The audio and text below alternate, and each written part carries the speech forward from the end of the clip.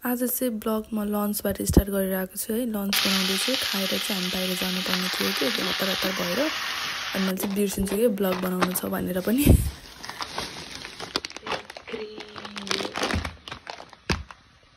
किनेको lipstick nail polish यो लगेर मैले यस्तो कलरको। मैले चाहिँ लगेज यो प्याकिङ गरेको भिडियो अनि सपिङ गरेको भिडियो पनि राखेको थिएँ, डिलिट भएछ कि कता गयो खोज्दा खोज्दा हैरान भएँ। अनि मैले जति जति यहाँ सेभ पाएको छ त्यही अपलोड गरिरहेको छु।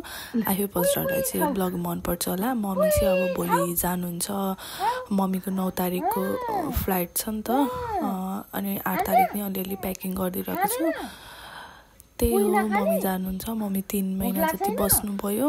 मेरो चाहिँ ढिलो भयो नि त डेलिभरी, त्यही भएर टाइम यतिकै लस भयो। अनि यो चाहिँ हामीले दाइसोबाट किनेको, एकदमै युजफुल रहेछ कि यो सामान।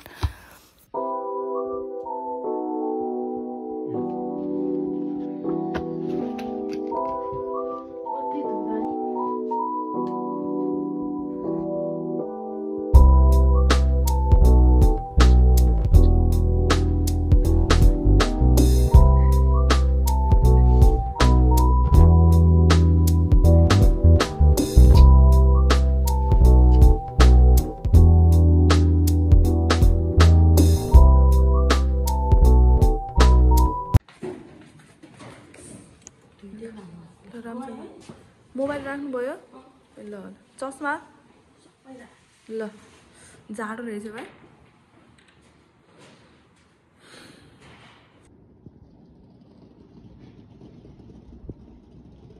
चिसो पो रहेछ बाहिरको। गयो, बाई बाई।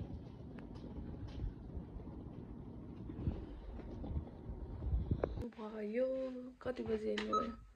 3:30 हुनु रहेछ।